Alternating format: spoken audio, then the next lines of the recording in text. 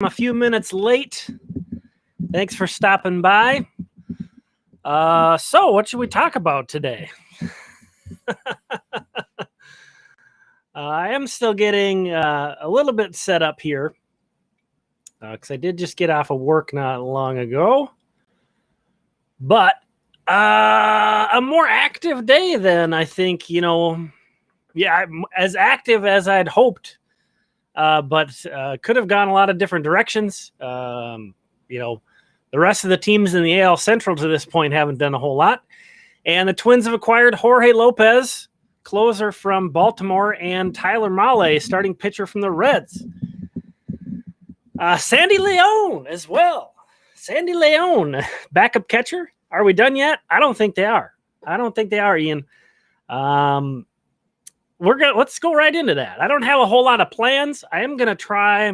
It's difficult to talk and keep abreast of all this stuff and pull up resources.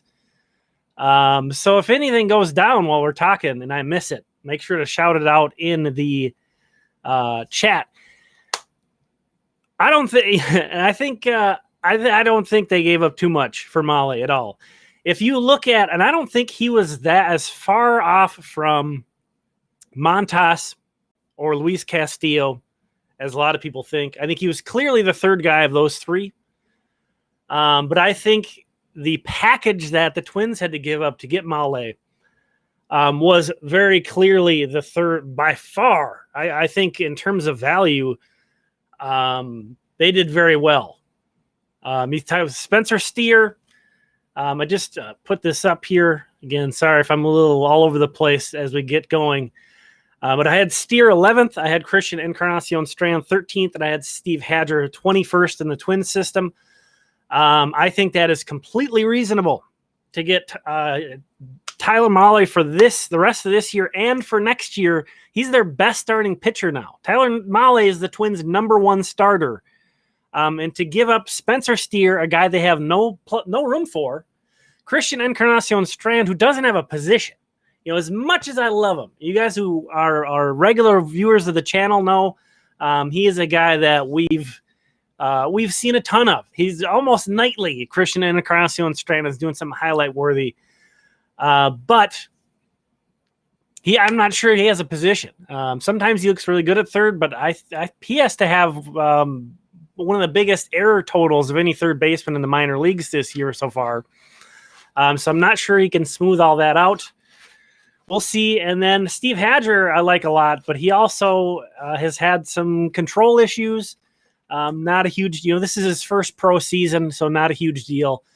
But I think there's a lot of reliever risk with Steve Hadger. He's miles away from the big leagues. I think, if you're going to get a guy like Tyler Mahle, who again is the best starting pitcher that the Twins have now, I think I'm totally comfortable with that trade. And again, it was so much less than you had to give up for Montas, than you had to give up for Castillo. And you know what? I really appreciate everybody showing up here. So we're going to start with the chat. I know usually I'll have like a topic that we go into on these a lot, but let's just go right with the chat here. So I don't think that the Twins are done. I do think that the Twins are going to make another trade within an hour. I do not think that they are like tapped out in terms of what they can trade from, because here's the thing that I was going to do was to pull up like my current at the moment prospect list, including all these trades. So bear with me just a moment while I get that ready.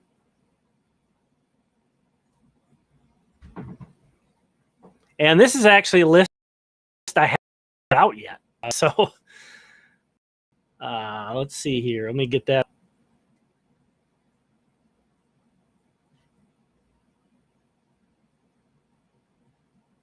All right. Andrew Taylor, thank you so much for the super chat. Thanks for hanging out and for the super chat. So what we have up here is my to the moment Twins prospect list. And the guys in yellow are the guys that are from this draft that just recently took place. I was planning on holding this back until after the deadline to do a video on it, but we'll just talk about it now because, the Twins, obviously getting rid of those three guys we mentioned in the Reds trade and Cade Povich and the three other prospects that were included there. Yennier Cano is he's kind of almost too old to be considered a prospect. He's a lot older than you might think. Kind of lost a lot of his time being in Cuba. But, it's a lot. They've given up a lot so far, but there is still quite a bit left in this system. Obviously, they're not going to trade any of the guys that were just drafted. I think Royce Lewis is probably off the table because I think teams are going to be scared. You'd be selling low on him. Teams are going to be scared off. You could trade Austin Martin. Emmanuel Rodriguez, I wouldn't trade. Noah Miller. I mean, you've unloaded almost all of his draft class now, other than like David Festa. But you could. Simeon Woods Richardson certainly has value. Matt Cantorino has a lot of question marks with his injury history. Marco Raya is a guy I'm sure teams have asked about the Twins a ton. I'm sure would hate to lose him, but if you're going to get somebody at the major league level who could make a big impact, David Festa has been a big pop-up prospect. Not sure how much other teams are going to be buying into that this quickly. Was just a 13th round pick last year, but he's been incredible. And Matt Wallner, a guy, maybe one of the better power prospects in the minor leagues, but the strikeouts are a concern. That's why he's not higher up here. And then Henriquez, Balazovic, and Sands have some trade value, no doubt about it. Louis Varland as well. Edouard Julien. Now that you've traded Spencer Steer, maybe that kind of gives you a little bit pause from completely emptying out your infield, but I think certainly I would consider trading him in the right deal. Blaine Enlow, De Andrade is a little bit further away. Schobels is one of the recent draftees. Missy Albina. And then we're getting down into kind of like these guys aren't going to get you a whole lot. No, you can't. You're not going to package Keone Cavaco and Aaron Sabato to get Carlos Rodon. That's not how it's going to work. So that was just a real quick. I wanted to go through that to point out. I think the Twins system is not very good right now, to be honest with you. I would bet, if we were, I don't keep really abreast on all the other systems across the league. But as of right now, this feels like a bottom 10-ish probably system. Potentially right now. It kind of depends on what you think about some of these guys. And really on the midseason list, there was a lot of variance on a lot of these guys and where they were falling, especially your pop-up guys like Emmanuel Rodriguez, Noah Miller. I'm a lot higher on Noah Miller than a lot of people are. Some people are even higher on Emmanuel Rodriguez than I am. Same goes with Marco Raya. I think I've been a little bit quicker to give David Festa some helium, but point is it wasn't a elite system coming in today, and now it's clearly been knocked quite a bit. But it's not as if the Twins could not make another big move. And yeah, I do think Carlos Rodon could be a possibility because one of the things too about his potential package, and again, I'm trying to keep abreast of a lot going on here. So if you, I know there's a delay on the chat, but if you see something that happens, let me know if you see that popping up. I'm just going to quick scroll through Twitter here. Yeah, I mean, I'm really surprised that the White Sox and Guardians haven't done like anything. The division, I've been saying it about the Twins, but it's as true for them as it is the White Sox and Cleveland. The division is right there for the taking this year. And it almost seems like the logic maybe is going toward Rodon is going to stay, but I'm assuming the Twins are going to be in on that until the very final minute.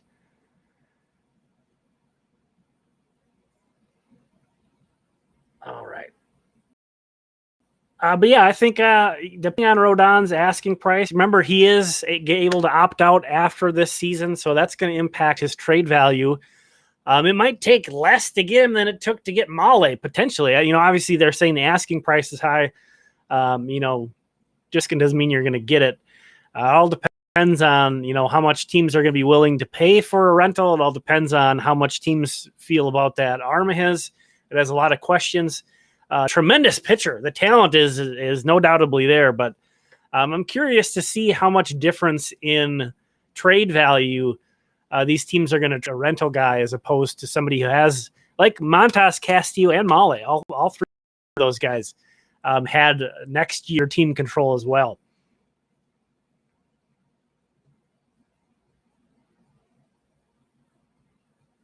Yeah, I didn't really get a chance to talk about Lopez yet. Definitely liked that addition as well.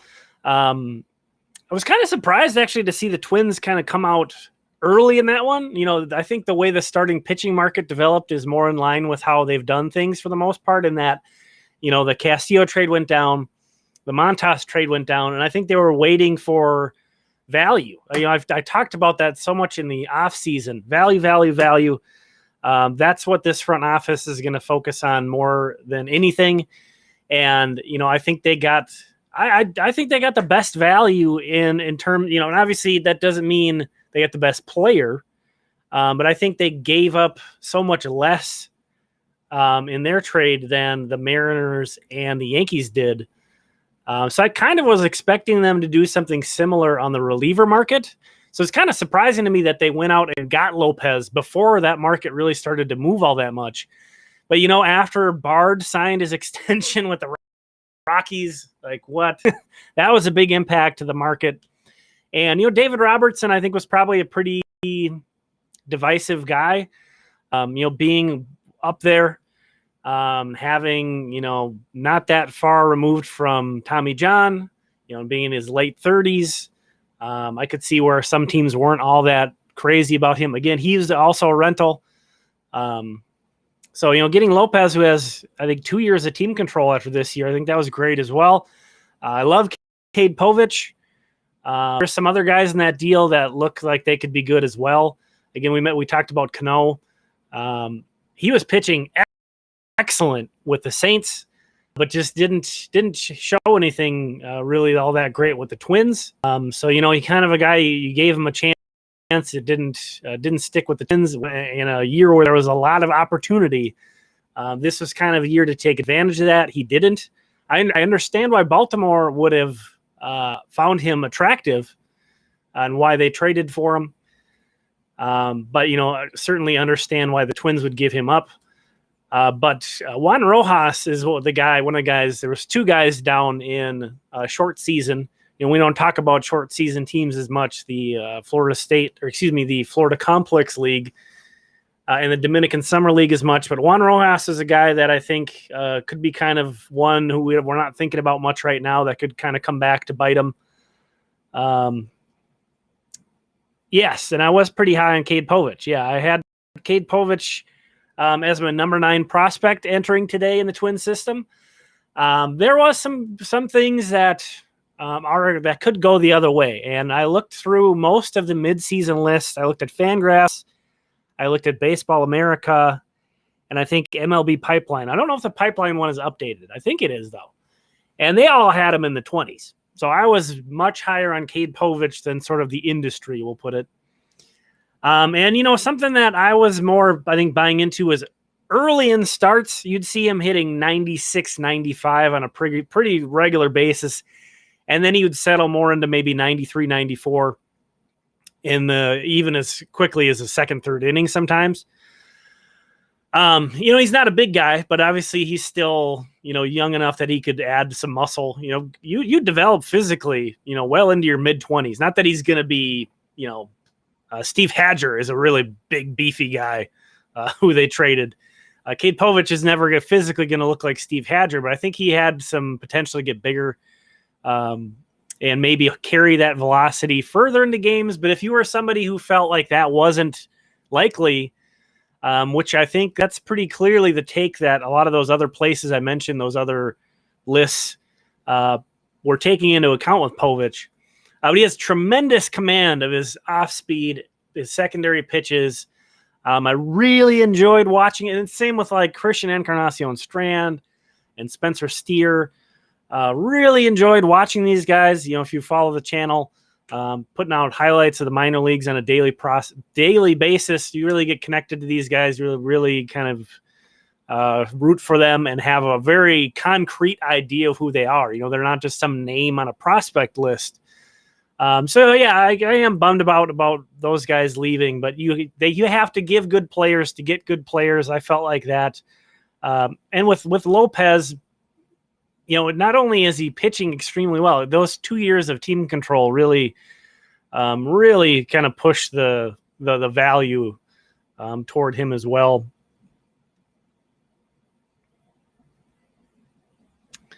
All right, and give me a minute to try to catch up here and jump back to make sure I'm not missing anything.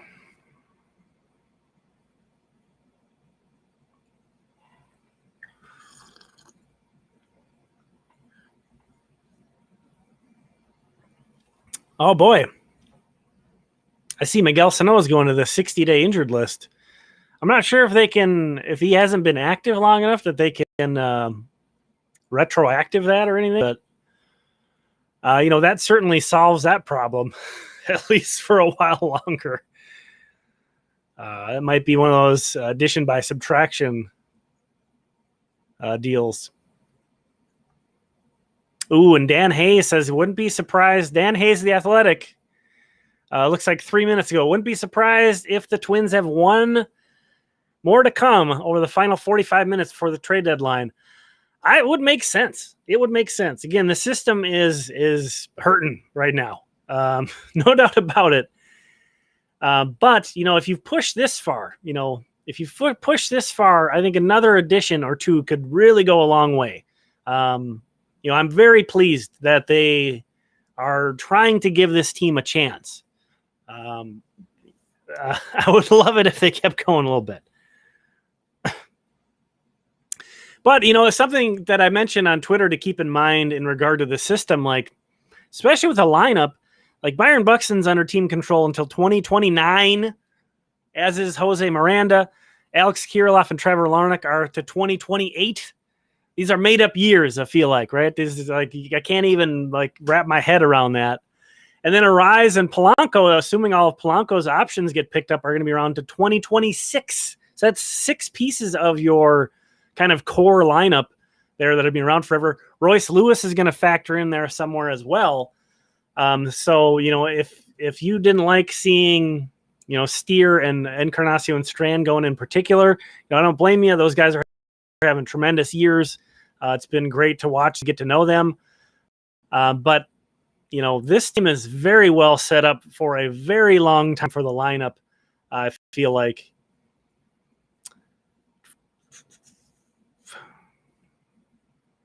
All right, let me get out of there.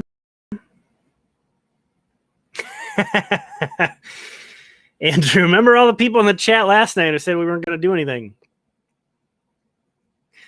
I was nervous. I'm not going to lie. I was nervous. I was really nervous. This team under Falvey's done some weird things, and they've done a lot of half measures and they've done a lot of unexpected stuff. I think that if Byron Buxton didn't sign his extension before the lockout, they would have traded him, and this would have been a complete down rebuild year for the Twins.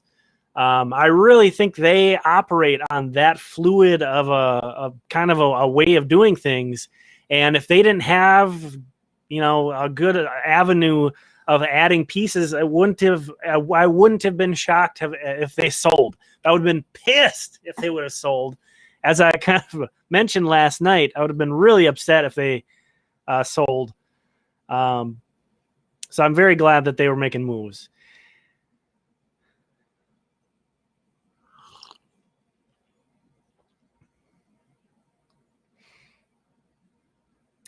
Yeah, and Maeda might be back in the bullpen at the end of this year. And then, of course, he'll be in the rotation next year. Molly will be in the rotation.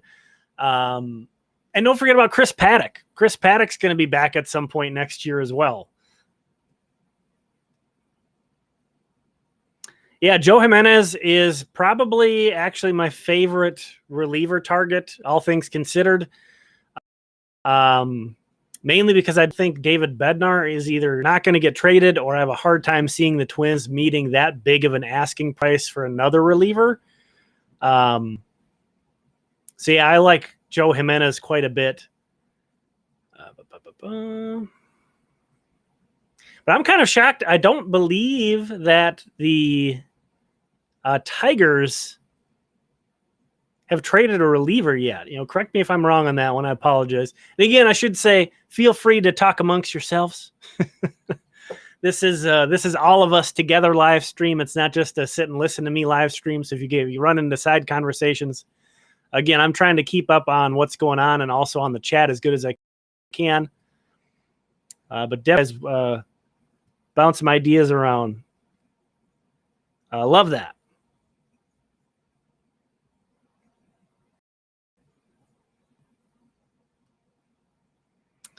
And Luke says, Twins are doing more than I thought they would. I didn't think they would do nothing, but they've done more than they've done bigger moves than I thought they would. Maybe not more moves, but they've added more talent than I thought they would have. Again, Tyler Mahle, to this point, he's got to be the third best starting pitcher that's moved, right? Behind Castillo and Frankie Montas.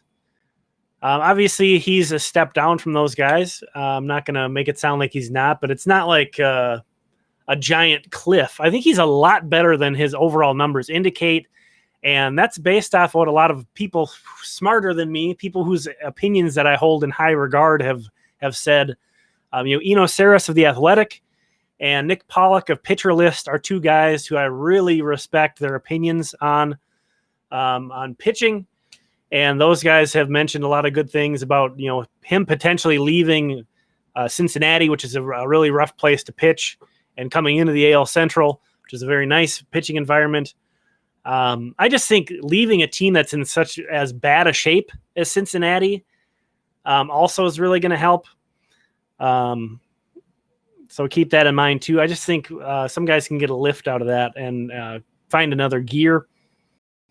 Reuniting him with Sonny Gray. I don't know anything about, their relationship, but I know Sonny Gray has been a leader here, and he was known for that with the Reds as well. So I think that could also help.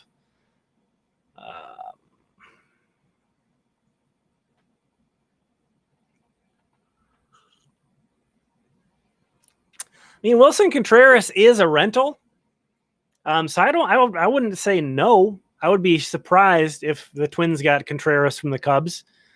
But I'm not going to say they couldn't. They would take quite a bit of prospect capital to get him.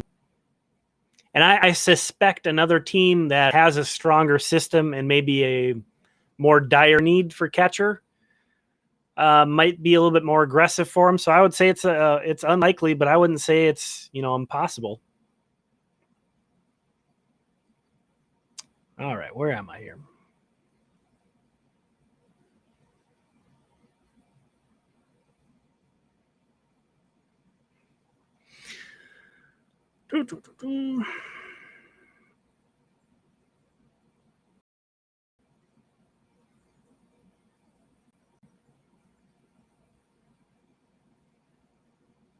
Boy, just a mention of Chris Paddock has generated a lot of frustration.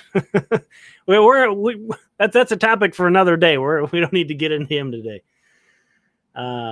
We had a Brewers fan showing up saying it sucks that they traded Hader, but they did get a lot of guys. Yeah, Taylor Rogers came over in that. They got a couple prospects, but I saw Devin Williams was pretty upset about that. And that's maybe kind of the type of thing that I could have seen Derek Foley do, because we saw that in the winter so many times where they did kind of like a I'm not sure if they got a lot better, but they didn't get a lot worse. They just got different. That was one of my big reactions to the trade with the was that the Yankee trade, I think? Yes. Yeah.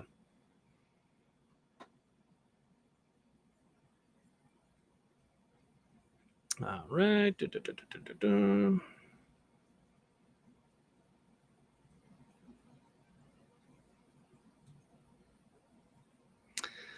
Johnny, yeah, we mentioned this a little bit on the stream last night that in the moment, right in this moment, with Mark Contreras playing outfield for the Twins, Jacob Cave, Saints prospect Jacob Cave is back with the Minnesota Twins. Oh wait, no, he's a different guy. This is his reemergence. This is a new player.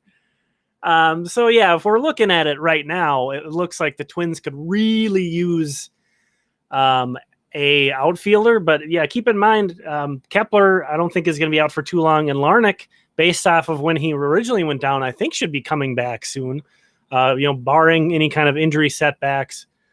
So, I think it'd be nice, certainly, for them to add some more outfield depth. But I don't think it's necessarily a must.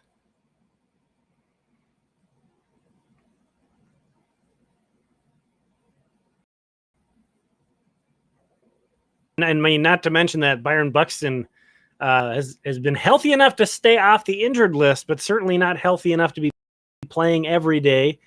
Was unavailable last night. They're fairly well situated with Celestino and Gordon as your plan B options in center field. I don't know that they should do a whole lot more to try to address that, because if Byron Buxton's just injured at some point, like if it just gets to the point where that knee's done and he needs some kind of a surgery or whatever, I think you're screwed anyway. So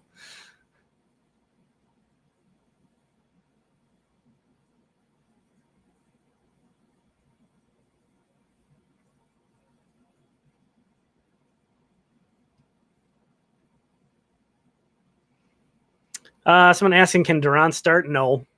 I mean, that's not I don't think he's destined to be in the bullpen forever. But I think for this season, I think it's unrealistic to expect him to stretch out as a starter. Hey, Twins recently announced that Jose Miranda was the AL Rookie of the Month this month. Awesome. Nice to see him getting some love.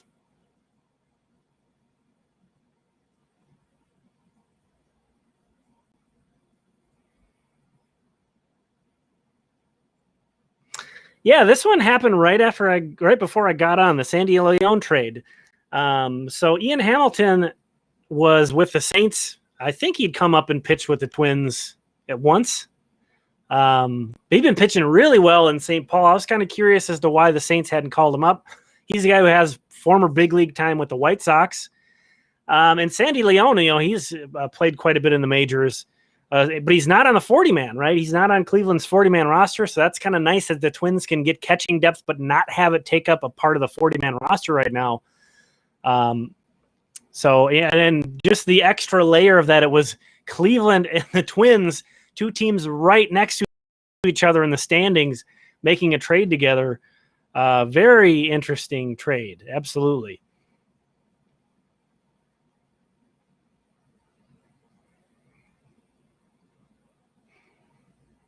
All right, and Tristan shares we're apparently out on Thor. Yeah, I guess that would be expected after the trades that they've made, but I wasn't too hot on Syndergaard anyway. I don't think his stuff has come back quite as much as the Angels had hoped, certainly. I like Nathan Eovaldi, and I know his velocity is down, and I'm not clear what Boston's up to. They're being weird. Pulled this up and shared. So I mentioned how Eno at The Athletic is a guy who I really trust for his pitching analysis. And he shares, there's a metric called Stuff Plus. I'm not going to get into it a ton, but, as you would maybe imagine, it measures stuff. And even though Nathan Eovaldi's velocity is down, his stuff is still very good. He was 14th among all of the starting pitchers in Stuff Plus, better than Frankie Montas and Luis Castillo in that metric. So if he is still out there, that would be a pretty huge get. And then, the thing with Eovaldi as well is he's pitched, you would definitely put him in the rotation for this regular season, but he's pitched out of the bullpen quite a bit in the postseason. And he has a lot of big time postseason experience. I think that would be nice. And I'm not, he's a rental, so I don't think it would totally cripple you, or his price range wouldn't be out of what the Twins could do. Someone like Pablo Lopez, who has, another guy who has multiple years of team control. I don't think there's any way that the Twins can trade for a guy like that right now with the state of the system as what it is, unless you're like going to give Miranda, which of course you're not going to do that right now. And I'm trying to keep up on Twitter, but also make sure I'm not falling for any of the fake accounts or anything. All at the same time. So beware of those, you out there. Watch out. Watch reports.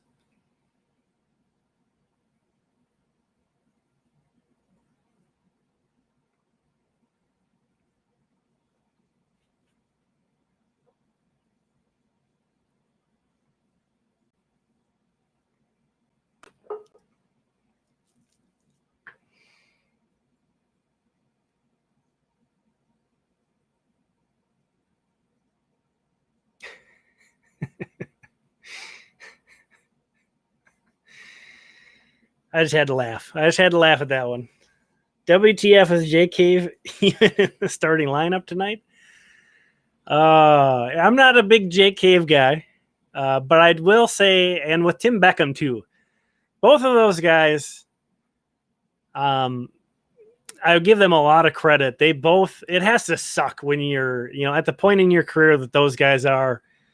Jake Cave, a literal graybeard, having to go back to the minor leagues and kind of work your way back into the majors. And it's probably easy to, be a little crusty about that, be a little negative about that. Both Cave and Beckham, just every time I saw them, they had a smile on their face down in AAA. They were always bringing the energy.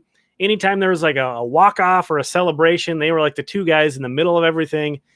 So, I don't think either of them should be on the Twins for much longer. Hopefully guys get healthy, guys come back, and those guys kind of go back where they belong in AAA. But credit to those guys for that approach. Oh man, yeah, that could be a whole nother hour of discussion. The Nationals trading away Juan Soto and Josh Bell to the Padres. I don't get it. I mean, it's not as if Soto was going to be a free agent this year. You really didn't think you could do anything with him on your team the next couple of years.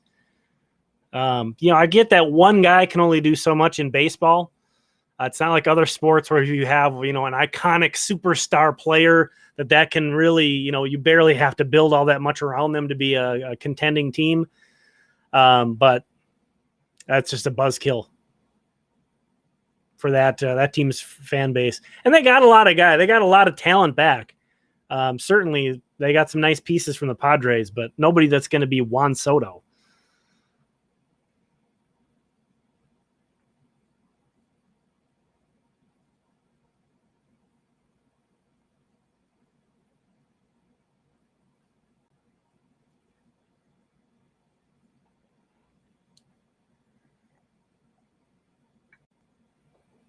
Oh, I like this.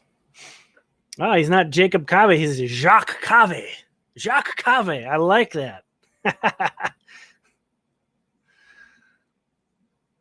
Yeah, Jake Cave, not a starting outfielder. No. Jacques Cave.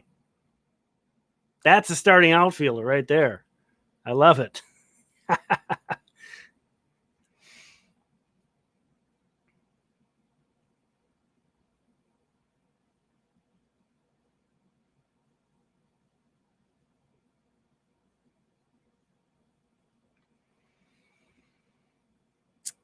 Ryan asks if Royce is going to be ready opening day. I would project not. And if I was the Twins, this being the second injury that he's had, I would probably try to take it slower than usual on his recovery and just take it easy and just make sure everything is structurally sound and just to really give him a lot of runway before you really start pushing anything. But I'm still not really... I think it's really easy to forget how freaking exciting Royce Lewis was to start this season. He looked the part of number one overall pick this year. And I think now that he's kind of out of sight, out of mind, it's really easy to forget. I'm sticking with my stance that I had during his first ACL surgery, in that I'm not knocking his future value in my mind is not impacted by that. I'm not docking him any points. Now, injuries, there's a lot of studies out there that's a huge area that teams are looking into and trying to get some analytics on his injuries. And pardon me, drooping chair there. They are kind of, injuries can reoccur, and that's definitely a concern, especially a guy who's had this many injuries this young.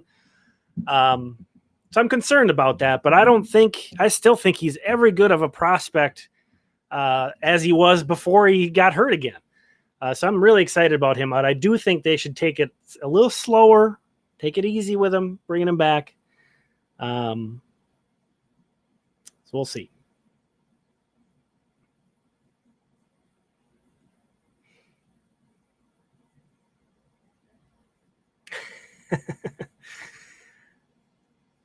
I saw this come through. The Twins are showing some interest in a Rich Hill reunion. I mean, this is a team that could use a lot of pitching help. So definitely, he's a pitcher, and he's actually been pretty effective still.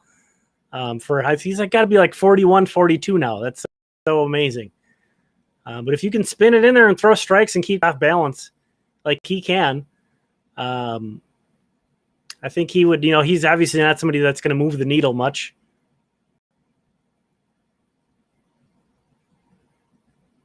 But a guy that would help with the pitching, and another guy who has experience throwing out of the bullpen as well.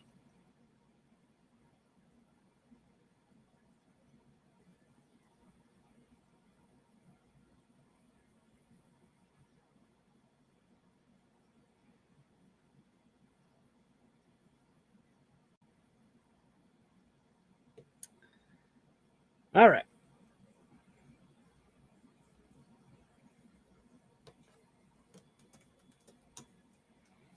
And again, apologies for the gaps in the discussion. But it looks like the Yankees are trying to get Pablo Lopez.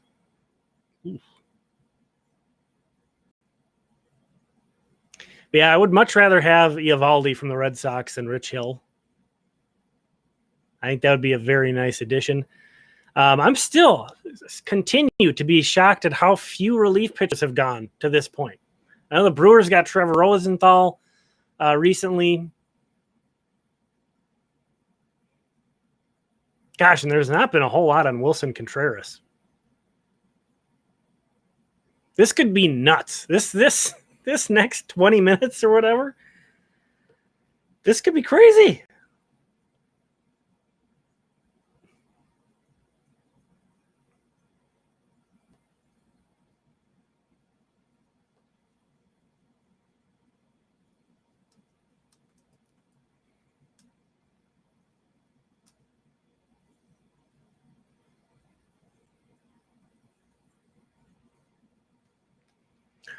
Yeah, and Ryan says, I don't want Thor.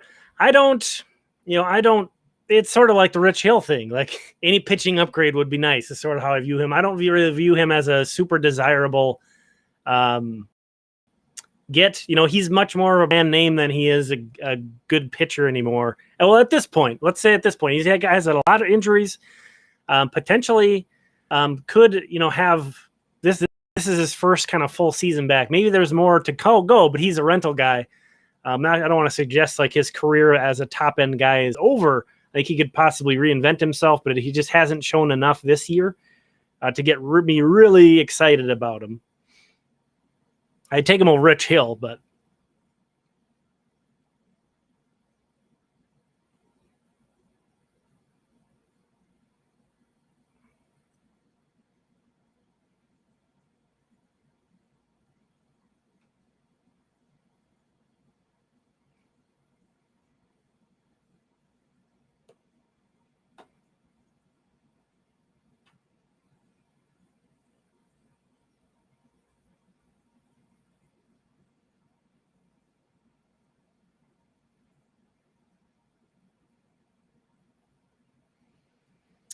Quintana already went to the Cardinals, but he wasn't a guy I found all particularly attractive.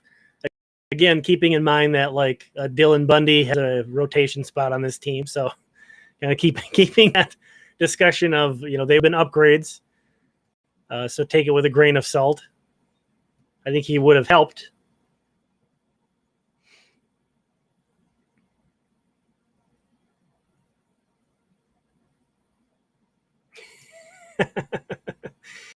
Is anyone a big Jake Cave guy out there? They're out there. Again, I respect the man though. He went down into AAA and did exactly what you'd want a guy down there to do. And good for him. Good for him for working his way back. Yeah, this is an item that we should have some info on Jorge Alcala. He threw a bullpen session 5, 6, 7 days ago. I'm trying to remember this off of memory. But it wasn't that long ago. And of course, he's been kind of ramped up a little bit and then shut down. So hopefully things get going. He can get a rehab. Jorge Alcala is a ways away from impacting Twins. But, keep that in mind when we're thinking about a potential Twins bullpen in the postseason, is that Kenta Maeda is going to be there, more than likely, barring a setback. And Jorge Alcala could be there as well. So you combine that with Lopez that's been in there, that could be huge. I don't want to count on those two guys, Maeda and Alcala, though, and not, and basically not add another reliever because, these guys are coming back. It'll be fine. Those are sort of the cherry on top guys. But Jorge Alcala not being available most of this year, I think, really crushed the Twins bullpen. It looks like Michael Fulmer is coming to the Twins. Yes, thank you, those in the live chat, for confirming. Again, not surprised at all that the Twins and the Tigers are getting together on a trade. The Tigers, weird, very strange. You never see a really bad team have this many bullpen guys, but they had a lot of bullpen guys. I got to be honest, Joe Jimenez was the guy that I really wanted from them. Michael Fulmer was a guy who was in their closer role for a time last season, I believe. It was either last season or 2 years ago. And he used to be like a big-time prospect for the Mets, a big-time starting pitching. He was the rookie of the year as a starting pitcher for the Tigers in 2016, but then had lots of injuries that kind of wrecked his career, and they moved him to the bullpen. And that was kind of a career-changing move for him. And I think there was some discussion about potentially moving him back into the rotation again this year. But that didn't happen. And yeah, he did save 14 games for the Tigers last season. So he had some closer experience. He's had a bit of a problem with walks this season, but at the same time, he's giving up less damage. So it's kind of an interesting, I don't know what to make of that, but he's definitely a guy who's pitched well out of the bullpen these 2 years. He's been a reliever. Not my favorite of the Tigers guys to target. But he's what was his team control? He's going to be a free agent at the end of this year. So that probably made him a lot more available than Joe Jimenez, who had, I don't know about multiple years of team control, but I know his control beyond this year. So it's just possible perhaps the Twins either just didn't want to meet that asking price of trying to get him. And it sounds like Sawyer Gipson-Long is the piece going to Detroit. Gipson-Long, was amazing in Cedar Rapids this year. But, the thing that sort of gave me some hesitation kind of falling for him was he's very old for that. He's 24. He'll be 25 in December. So, not to say that he's like aging out of being a prospect, but, just the way he dominated in Cedar Rapids, it was kind of, had to take that into account with him of that. Yes, he's crushing down there, but he's also probably facing much worse competition than he should be. And in his 8 appearances since getting called up to Double-A, he has a 7.17 ERA.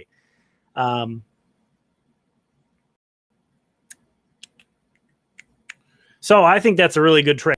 Even though, again, Michael Fulmer isn't on that like Jorge Lopez level of really getting me excited.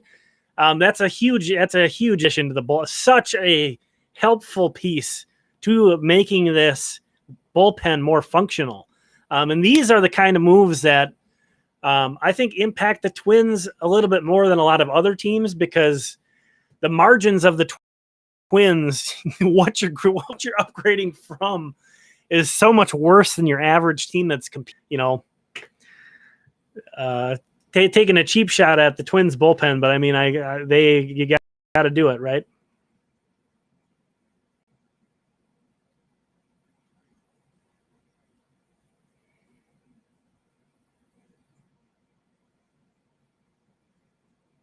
All right. Again, trying to keep up here.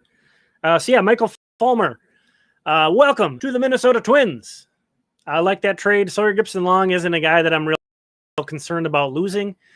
I believe he had fallen out of my, let's see, let me pull up he was either at the very back end of my top 30 or he had fallen out. Let me see here.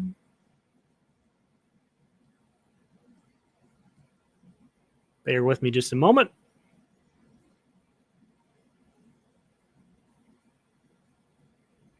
Yeah, pre-draft, I had him 29th.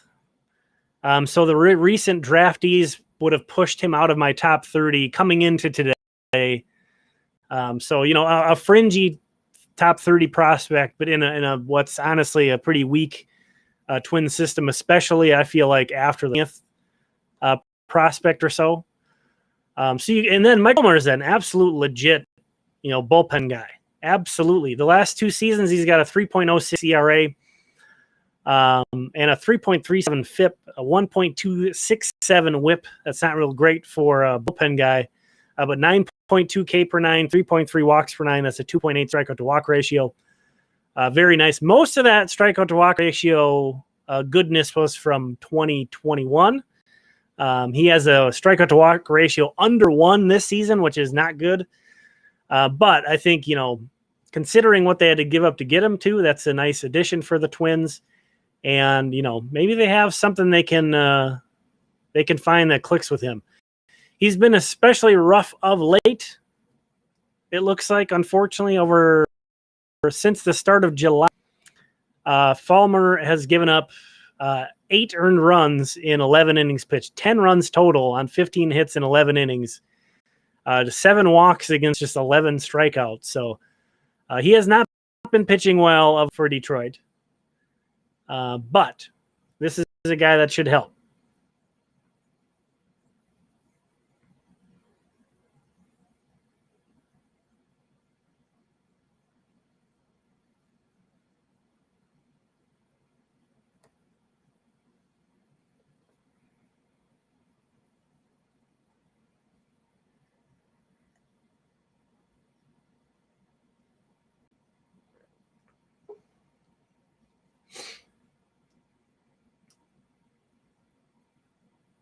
And I expect, guessing most of these bullpen guys, we're going to see a kind of a flurry of these kind of deals.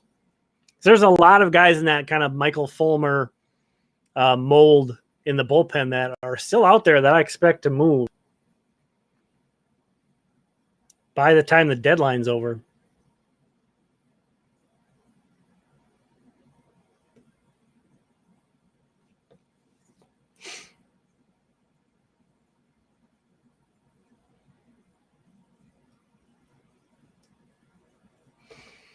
Hey, thank you so much for the super chat.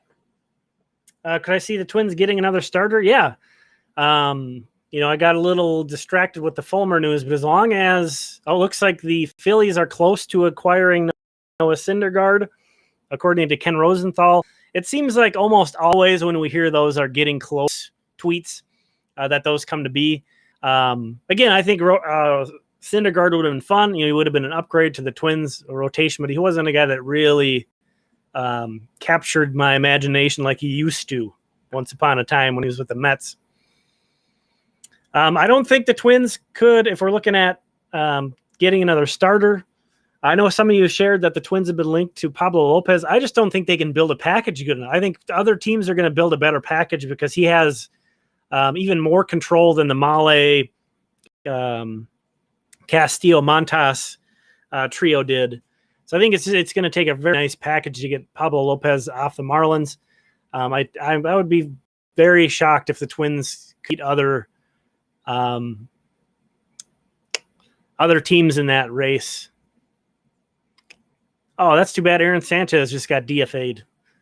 I didn't really buy Aaron Sanchez continuing the success he had last night. He pitched a great game, but I think he pitched up. I've seen him throw for the Saints and really did not come away very impressed, but still kind of sucky if they got DFA'd after pitching so well. But, maybe he gets picked up by somebody else. That would be good for him. It'd be better for the Twins if he didn't and he could stay in the org. But certainly appreciate that great game he pitched. We talked about Lopez. Rodon being a rental, basically, as an opt-out. I don't know. The Twins maybe could get him. But I think Nathan Eovaldi is the guy that really sticks out to me as the most attractive. I think he's still out there. Again, I'm struggling. I'm struggling a little bit to keep up on everything. I believe he's still available. And something to keep in mind as we get real close to the deadline here, there's probably deals that will happen before the deadline comes that we just don't get reported until after the deadline. That seems to happen every year. So I'll stay on as long as I can, and as long as there's kind of things going on, news trickling in. Yeah, and I'm also surprised the White Sox and Guardians have been quiet as well. The White Sox, especially, on the one hand, the White Sox have the worst or one of the worst farm systems in baseball. So it's kind of difficult for them to do much of anything when that's the case, but I'm surprised.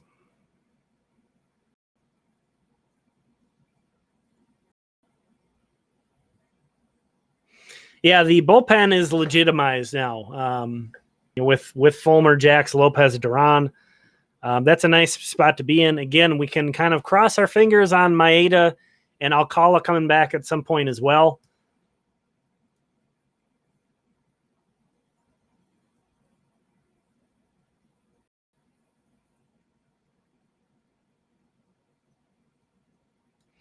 Yeah, is anybody surprised the Dodgers aren't being the Dodgers? They have time. They have time to do something, but I am kind of surprised that they haven't done more, or that Juan Soto went to the Padres and they let that happen. Basically, there's going to be so many trades. There's going to be so many trades coming these next few minutes, you guys.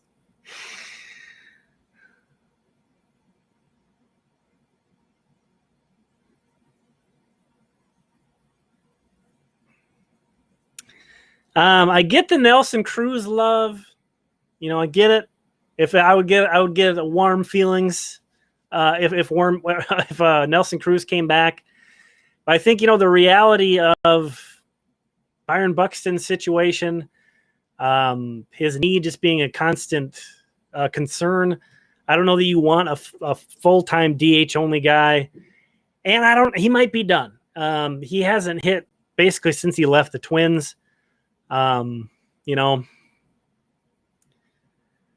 Yankees are getting Harrison Bader from the Cardinals for Jordan Montgomery. Wow, that's a challenge trade. You don't often see two contending teams trade major league pieces like that. But this is the new year in this new playoff format. And it looks like Michael Givens, the Cubs is going. That's a guy who I would have liked for the Twins in that sort of Michael Fulmer mode of, not a guy that really gets you excited, but it would have helped your depth. There's a lot of guys in that class, though. So I'm glad the Twins did grab someone in addition to Lopez.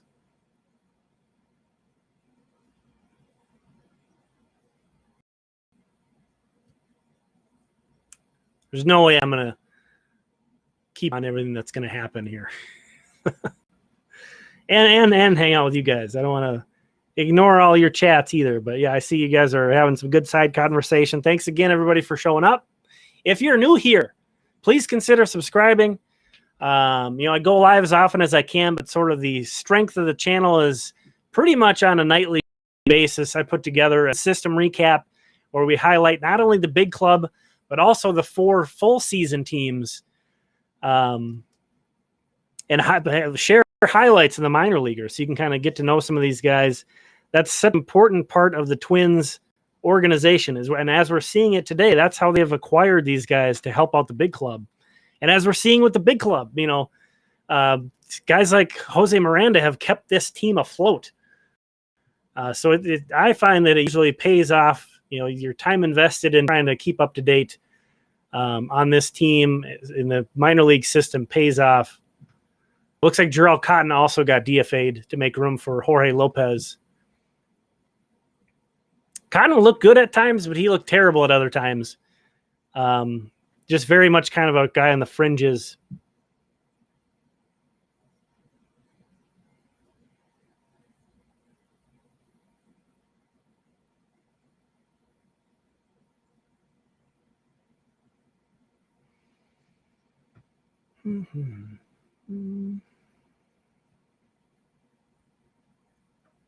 Yeah, Cotton has been DFA'd and passed waivers a few times this year. So I'm not sure, now that the deadline is going to pass by the time he goes through waivers. And so teams might be a little bit more interested in snagging a guy. Maybe he'll clear. Who knows? But yeah, he's been up and down a ton.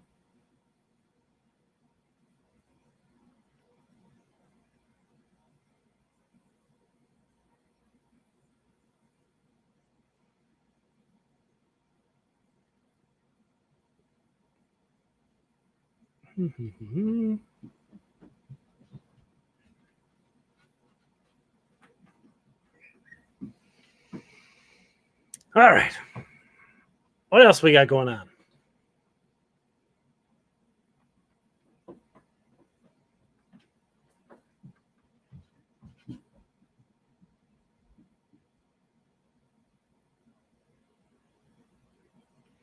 Joel Sherman is reporting that Pablo Lopez is not being traded by the Marlins. So there are could come through late, but I didn't. Maybe this is coming from a Twins fan who never has enough pitching. It never really made a whole lot of sense to me why they'd trade him anyway. That team, they can regroup, they can rebuild around that nice young rotation they have. So the Marlins should have been asking for just ridiculous traded price. I'm not surprised that he'd get traded. So we've reached 5:01, but again, so the deadline has happened, but we might have some more trades that are rolling through. Yeah, I definitely think there's going to be more deals trickling through. Some of you are also saying the same thing. There's guys who haven't been moved that I would be pretty surprised if they don't move. Something to keep in mind on some of the top guys who are set to become free agents this winter, like a Wilson Contreras. He hasn't moved yet as far as I've seen, and there's just so little on him. The Cubs could, the qualifying offer is still in play. The Major League Baseball and the MLBPA could not agree on an international draft. That's what that was contingent on. There was discussion on eliminating the qualifying offer. That's not going to happen. So the Cubs, if they keep Contreras, it's not like they lose him for nothing. They will give him a qualifying offer and then get one of those, basically a late first-round pick in exchange. So I don't know that it's a slam dunk to expect those type of guys are going to be the ones that trickle through. But again, it just felt like there was a lot of names out there like that in the trade rumors for months that haven't been traded yet.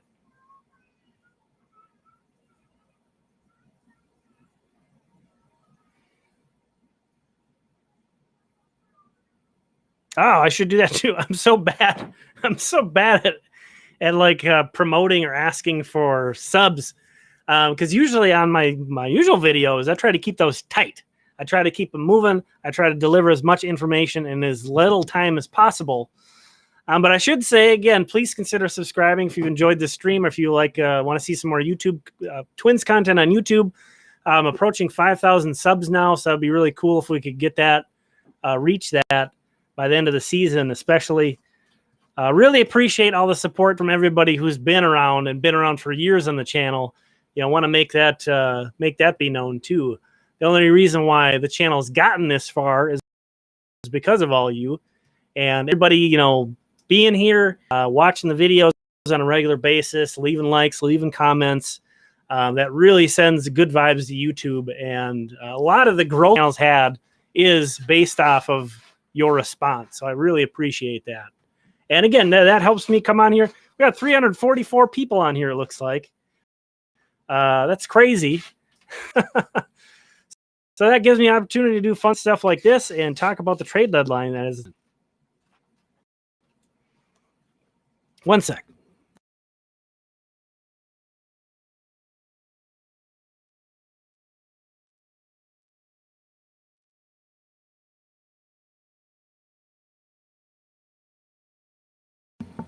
So it looks like Whit Merrifield to the Blue Jays. That feels like one of those trades where the Blue Jays had talked about trading so many guys that they were like, well, we have these guys we're willing to trade. Let's make a trade.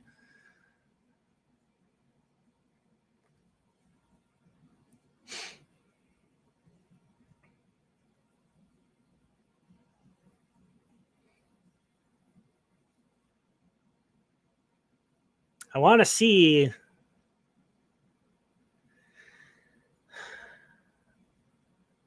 I feel like Rodon is going to get traded, right? And again, we've passed the deadline, but that doesn't mean trades are definitely. Well, it means trades are done, but it doesn't mean that they're all reported.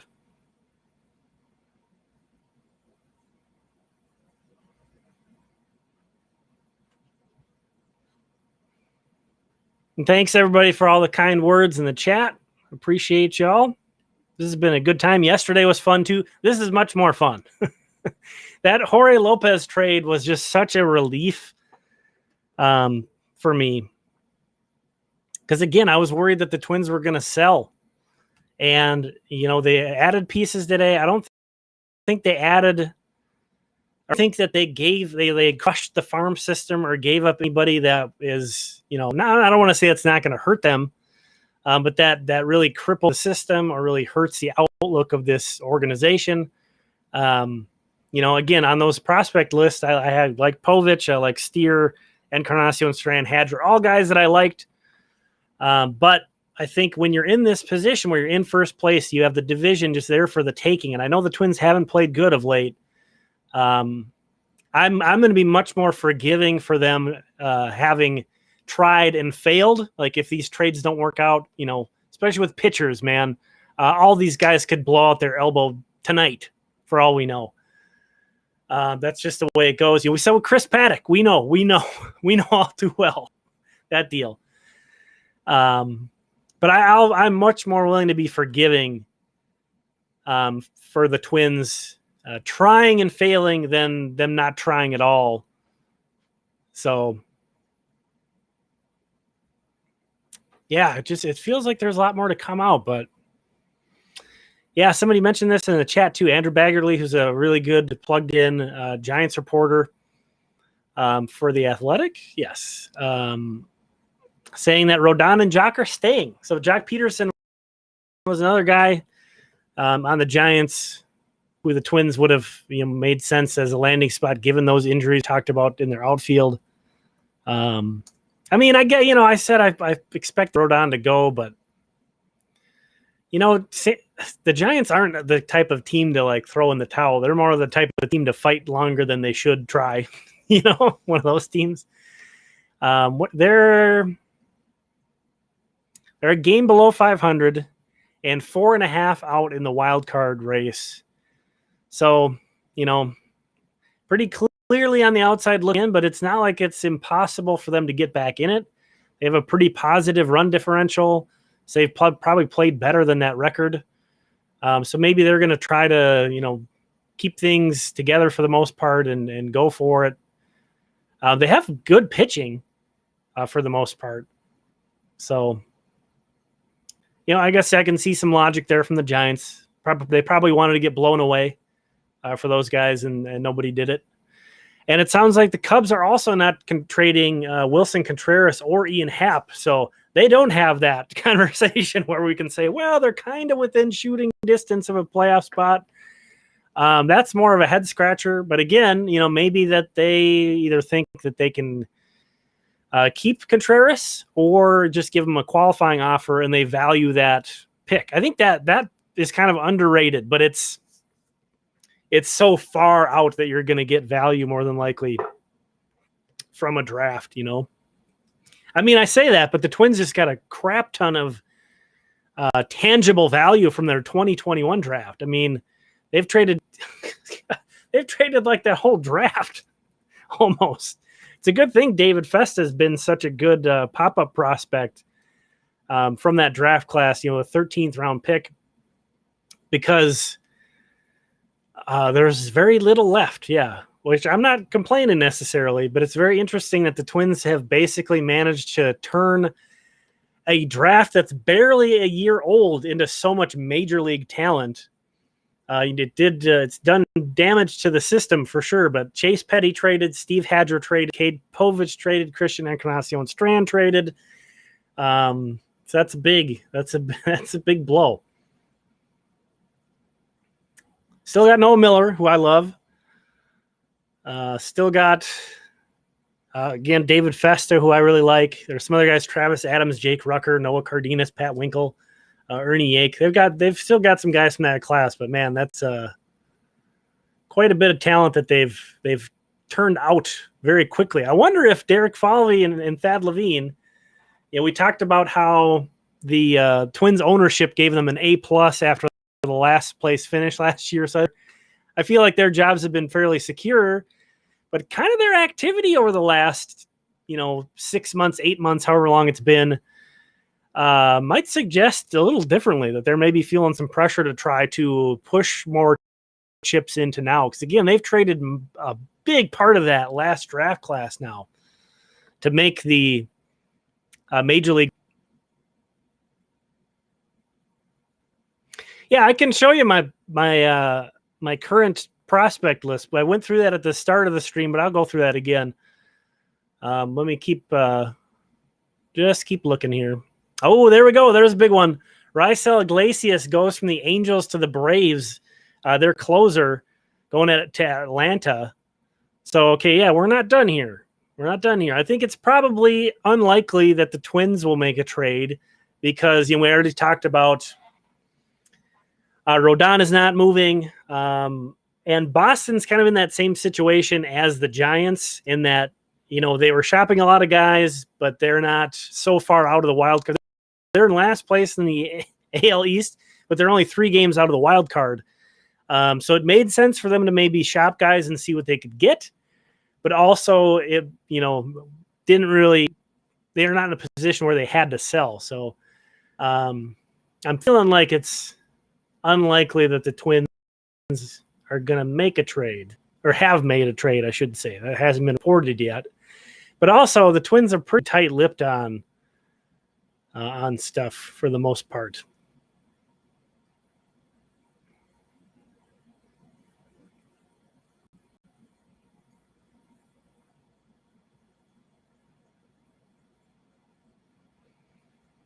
Just trying to keep up.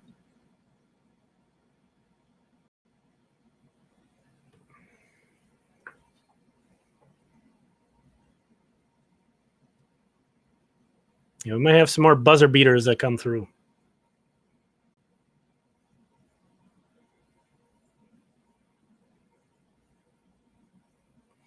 Yeah, I mean, it's looking like, oh my gosh, it's looking like Cleveland didn't get anybody for their major league team. That has to be so frustrating to be a fan of that team.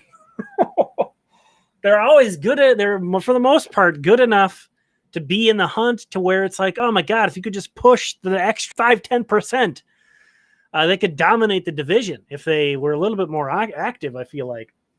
So I think that front office does a tremendous job. I think Terry Francona is a tremendous manager. And the White Sox, they got Jake Diekman, a left-handed reliever, and to this point, Doesn't look like those teams have done anything else. So the Twins appear to be obviously clear winners in the division. And, you know, the Padres blew everybody away. The Padres blew everybody away at the trade deadline. So it sounded like the Twins were one of the winners. You have to give it up to the Yankees made quite a bit of big additions, including Montas. Seattle getting Castillo is a big one. I don't have a full list, but it feels like the Twins are among the best, most improved teams from the deadline with these 3 additions. 4 additions, I should say. Sandy Leon is not on the big club right now, but that was a nice to shore up catching a little bit with a guy who has a ton of major league experience.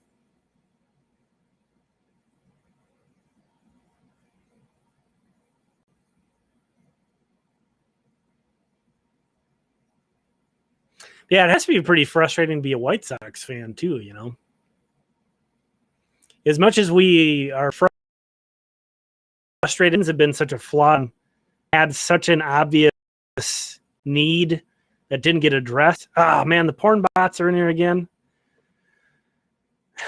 This happened yesterday.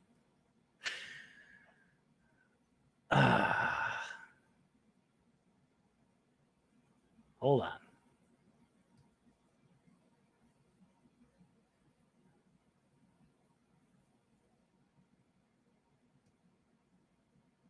All right, we'll see if that works. That was the one thing. Sorry, everybody. It's I don't have moderators. I don't have anybody else helping out or anything. So I might not catch all that stuff right away. And especially trying to keep an eye on all this stuff. That's almost one thing I was hoping would happen. We were doing these live streams weekly over the off season, and big reason was for me to get figure out how this stuff works and all that. And I was almost kind of hoping that I would have some kind of situation where I had to block people or kick them out or whatever. And it didn't happen. I think I got them, but I'm not 100% sure. Yeah, we must have a lot of people in here if we're getting bots showing up.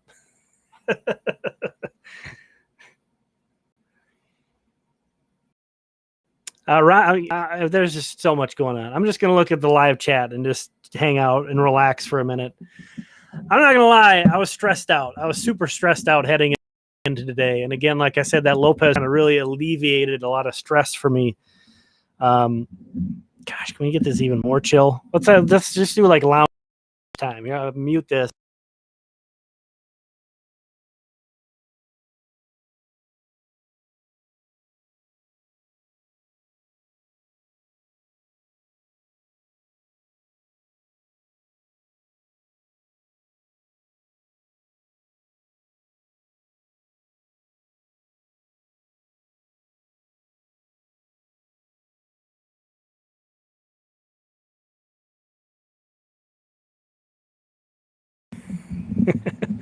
I see we're already lamenting Jake Cave. No, Jacques Cave. Excuse me. So yeah, the stream must be going good if we got the bots showing up. Thanks for showing up, everybody. I saw a question about Steer. I have been pretty typically, I'm kicking my feet up. I'm going to relax. We're going to chill mode. Put some dubstep on. Sure, whatever. So Spencer Steer, I said this on Twitter that he was the one guy that I felt like the Twins basically needed to trade, essentially, that he was at good value.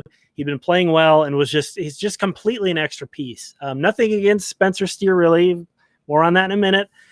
But, looking at him, I don't view him as a shortstop at all. I think he's going to be a fine second baseman or third baseman, which is certainly valuable. But those are two good areas of strength for the Twins. Obviously Polanco at second, he's not going anywhere, and Arraez can play second too.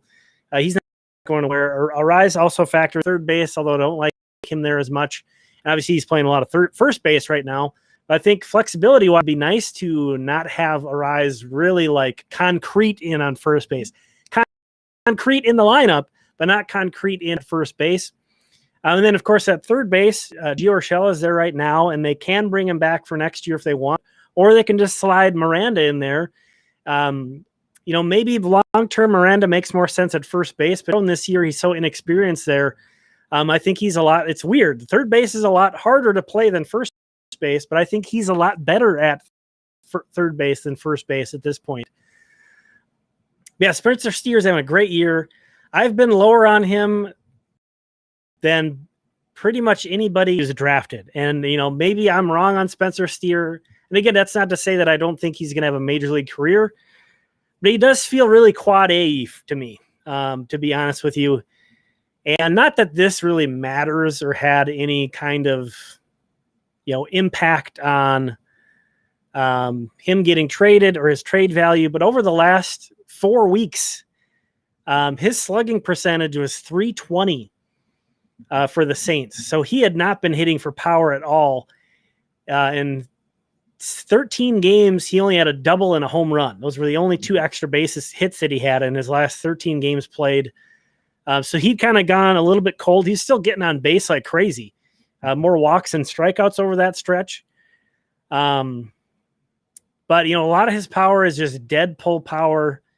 And I don't know if he's going to hit like this against major league pitching. I don't know. Still a valuable guy, a guy who I get why the Reds would have wanted, but a guy who I feel really good about trading away, given the state of the system in particular.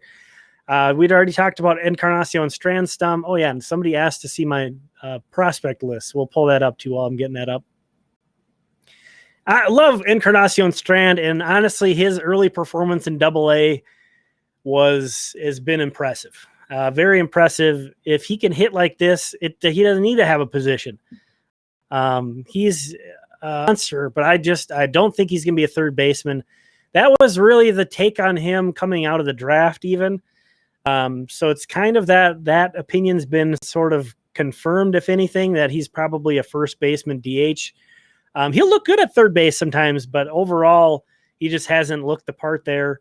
I'm still really bummed out. I really like just, watching him on a daily basis, and he just was crushing. And again, even after getting called up, it's kind of sad. But still like that trade. Steve Hadger, big guy, can ramp it up there, but sits more in the kind of lower mid 90s. Left-handed, nice piece for the Reds to get, but not crushed about trading him either. Cade Povich, again, we talked about, was a guy I was really high on. So entering today, my prospects that were traded: Cade Povich, I had 9th, Spencer Steer 11th, Christian Encarnacion Strand 13th, and Steve Hadger 21st. I am totally fine with trading those guys for the packages that they got. Especially given kind of where they sit in the system and how much longer so many of these lineup pieces have team control for. It's not as if the Twins are really hurting for bats in particular. And then the pitchers they gave up in Povich and Hadger are far away. There's some risk associated with both of those guys. All right. So yeah, and of course there were a few more guys that went in the Povich trade, and then Sawyer Gipson-Long we talked about with the Michael Fulmer trade. I like that one as well. So I love it. Yeah, you get Jorge Lopez as the closer or a back end of the bullpen guy. I know the Twins don't typically have like a set in stone closer. I think that's advantageous for the most part usually. So I think we'll probably still see Duran back there for some, and Lopez. You get Tyler Mahle at the top of the rotation. Huge. And I know people were more concerned about the bullpen than the rotation, but you're going to get so many more innings out of Tyler Mahle than you would a reliever. Michael Fulmer coming in the bullpen. He's not a guy, again, that I'm like really crazy about, but I think huge addition to the bullpen still. Not as big as Lopez, but that really helps shore things up. A guy who's, proven it for a couple of years out of the bullpen in Detroit. I really like what they did. And let me just make sure we're not missing anything else. I'd imagine the trickle-in's got to be, we're coming up to almost a half hour after the deadline now.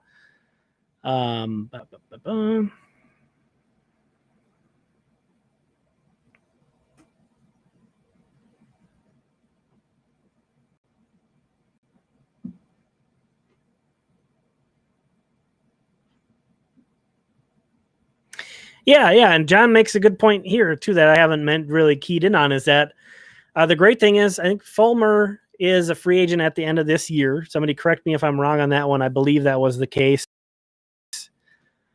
Sometimes kind of looking at this live and not being able to have a second look through things, it's tough. It can be easy to misinterpret some of that sometimes. But yeah, so it looks like Michael Fulmer is going to be a free agent at the end of this year. But Tyler Mahle is going to be on the Twins next year. Jorge Lopez is going to be on the Twins for 2 more years after this. So yeah, very nicely done.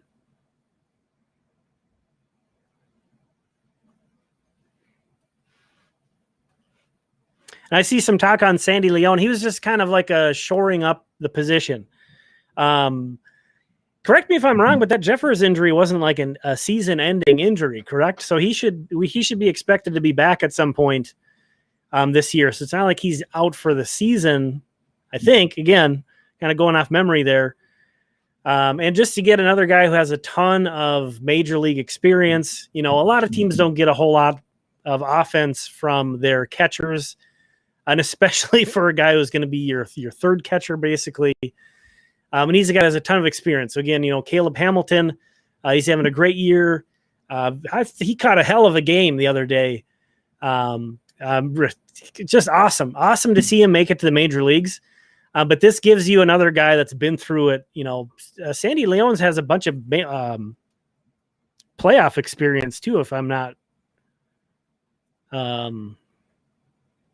thinking of that incorrectly, with Boston in particular, right? Not that that's like a big factor, but it's nice. Yeah, he was on the Red Sox the year they won the World Series. Yeah, not a guy who's going to bring anything with the bat. But again, he was, a very much a side addition that they got for a guy that they weren't using anyway, in Ian Hamilton. It's pretty clear they didn't like him that much if they weren't, in this year of all years, if there was a guy pitching well in AAA and you didn't give him a chance or much of a chance. I think that's this kind of my same take with Yennier Cano, who was involved in that trade with Povich, is that the Twins had so much need for relief pitching, and these guys both pitched pretty well in AAA, and they didn't get that much of an opportunity with the Twins. Tells me got to be something there that they didn't like. All right, Andrew T, thank you so much for the super chat. Appreciate everybody showing up. We are going to wrap things up because I don't think anything's coming through, right? I feel like a half hour through, I feel like this is kind of the point where we say it's done, the book is closed. I think the Twins did great. I'm really happy that they added pieces. They added to the top of the rotation. They added to the top of the bullpen, and they've built in some more depth there. They built in some more depth at catcher. And they didn't completely, it's not like they traded away Royce Lewis or, somebody like that. Or Simeon Woods Richardson. As another guy that I kind of almost felt like Woods Richardson was going to get traded to me. And I don't really have any inside information on that, but it just kind of felt like looking through the Twins and just all these top prospects being really hurt. A lot of guys hurt. And he was one guy, he did recently come off the injured list from COVID, but had a couple outings where he was looking just fine. So I was kind of nervous about Woods Richardson and kind of nervous about Marco Raya, who I like. Obviously, Povich and Hadger went, which that hurts the pitching pipeline. But, again, you got to give stuff to get stuff. All right. Let me bring this back up. So, per request, let's go through my post-deadline prospect list. Obviously, though, the headline of today is that the major league team got way better. Nobody else in the division got significantly better. The Twins are in a great position now. As bad as they played over the last month and a half or whatever it's been, they're now in the driver's seat. This clubhouse has to feel amazing. I'm sure they would have loved to see more, but they have to feel really great that this front office went out and bought pieces, especially when you saw things like the Baltimore Orioles being 500 in the first time in forever, and they sold. A guy like Juan Soto getting sold. So many teams trading off pieces. The White Sox and the Guardians not doing much. So many things happening, and the Twins adding pieces. So I think that's going to be a nice boost. So this is what I have for the current prospect list. I was going to kind of wait to do this, but since everybody's hanging out, we're having a good time still. We'll kill some more time just to wait to see if anything else comes through too. So yeah, like I said, I'm not really docking Royce on being hurt much. Brooks Lee, if you were to guarantee me that he's going to be a shortstop, I would actually probably put him above Lewis. Austin Martin, I've kind of talked about this a little bit. I think I was the only person to have him third entering this year. I had Miranda first and Lewis second and Martin third. I don't think anybody else had Martin third. And now I don't think hardly anybody has Martin third now when I do. So it's like I've gone from the lowest on him to the highest on him number-wise. But it's really that my opinion on him hasn't changed all that much. I think a lot of people I think the hate has kind of gone too far. I think he's a guy that, has been hurt by a combination of missing some time due to, COVID, the lost season, and then going directly to Double-A when he got drafted by Toronto and being tasked with learning how to play shortstop, which he didn't even play in college. I could see there being more there in him, but the floor is extremely high. This guy's very athletic. I've said over and over again, I don't think he's a shortstop, but that doesn't mean he can't be a center fielder, which is a premium defensive position still, regardless of what the Twins need or not. That's what you're thinking about with a prospect list. You're not thinking about, the Twins don't need a center fielder because they have Buxton. But most of these other guys aren't going to be able to handle center field. Tremendous on-base guy, tremendous plate discipline. Listen, I love Emmanuel Rodriguez. I know he's getting a lot of love. Definitely could see him emerging. And he was actually a guy I talked about early this year saying, we're probably going to be sitting here a year from now, and he could be the potential number one Twins prospect because I expected all of these guys to be potentially graduating. And that's kind of come to fruition with Brooks Lee trickling in there as well. We still have a very limited sample on him. Now, he was a big-time prospect that the Twins invested heavily in. I don't think he's going to stick in center field long-term, but, I haven't seen him a ton. With these guys who are in the lower levels, I don't get eyes on them as much as everybody else. But if he's hitting like he is in Fort Myers, and he's a guy I shot up really quick earlier this year. If he's hitting like he is in Fort Myers, which is an extremely difficult hitting environment, he could be an absolute monster. I just am not comfortable pushing him up toward a guy who has such a high floor who's in Double-A. Noah Miller, I'm super high on. I think he's absolutely a shortstop. If you look at his numbers don't look great, but if you sort of league adjust those, he's one of the better on-base guys in the league at 19 years old. So I really like him. But there is a pretty big gap. I think there's a pretty big gap once you get after Rodriguez going down to Miller. Woods Richardson I have as my number one prospect in the system, but I don't see him as like a top of the rotation arm. Somewhat similar to Austin Martin. I think he's a really high floor guy with maybe a bit of a limited ceiling. But again, I'm glad the Twins managed to keep him around. Cup, the most recent draftee in the second round. I've seen a lot of people have him a little bit higher than I do. I think there's enough questions injury-wise. A guy who hasn't pitched a whole lot. We'll see how he comes out. Definitely a guy I would consider moving up if he starts to look good. I definitely think he has more of a potential top of the rotation potential than Woods Richardson, but he also has such an unknown, such a low floor that, I'm more comfortable with him there. Cantorino I love, but just he's so many injuries, so many injury concerns. I can't put him higher than that. Marco Raya, guy who's moved up my list a ton. David Festa, another pop-up prospect. Matt Wallner, some people may be surprised I have him that low, but I'm not, convinced that he's going to. God, the power is amazing, and he's getting on base. I probably have him too low. I felt like I had him too high at one point at the end of last year, and I kind of moved him down, and I haven't really moved him up a ton since then. But he's got a great arm. I think he's more athletic than he gets credit for. I don't know. Those strikeouts worry me. So that's why he's that low for me.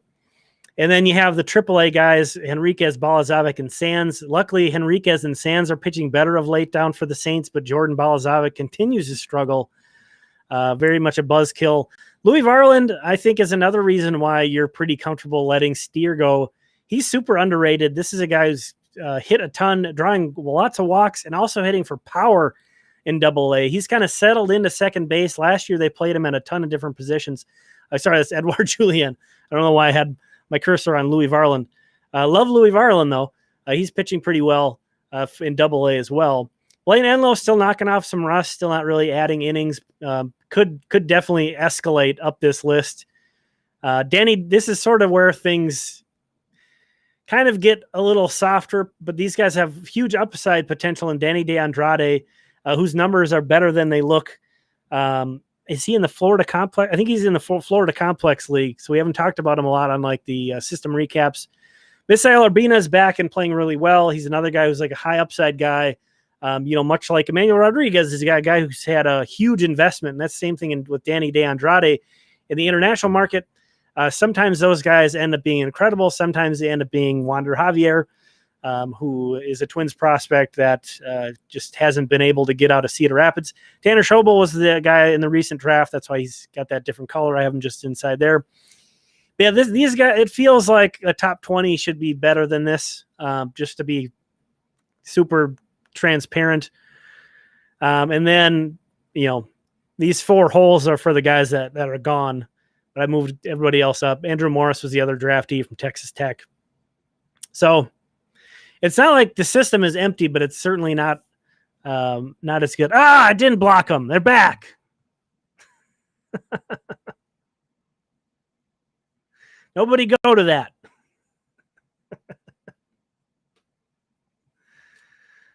All right. I think that's probably a sign, right?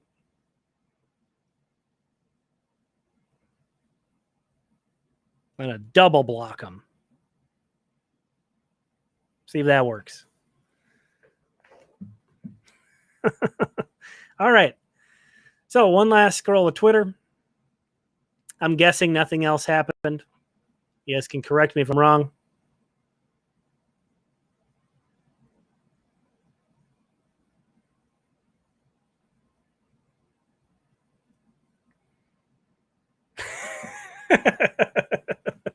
Man, I should be getting paid for this advertisement that I'm getting here. I didn't know I have brand deals and I didn't even know about them. That's messed up, man.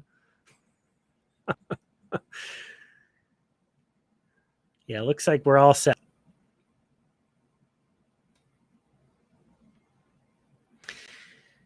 I'm pretty satisfied with this trade deadline, though. I mean, again, Molly was the third best starting pitcher that went in a deal, right? Behind Montas and Castillo. Obviously we would have loved to have one of those guys. That would have been great. But, I mean, there are only two teams that can feel like they got a better starting pitcher at the trade deadline than the Twins did. That's pretty damn good if you ask me. And then in addition to that, they got Jorge Lopez, who is an all-star closer, who's had a great year.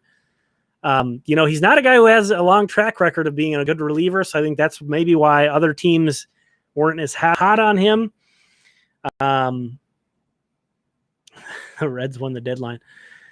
And then Michael Fulmer, who, as we talked about, he hasn't been pitching very well of late, but he's got a track record over the last couple of years. I definitely think he helps with bullpen for sure. They were in need, definitely. And Sandy Leon, getting him to kind of just thicken up the catching depth. He's giving the minors anyway. That was a minor league trade. So definitely sort of the B acquisition, secondary acquisition. And then just the fact that, the Twins didn't have to give up more than I think was reasonable. They gave up good pieces. I'm going to miss Povich especially, and Encarnacion Strand, and Spencer Steer, of course. But I don't think they gave up more than was reasonable. And then to add it on to the fact that the White Sox and Guardians didn't do anything. You got to feel great. You got to feel great about this. They've done more. They could have done a hell of a lot less. So I'm pretty satisfied. All right. Well, thanks everybody for hanging out. I'm going to end the stream. We will talk again soon. Again, for more Twins talk on YouTube, please consider subscribing.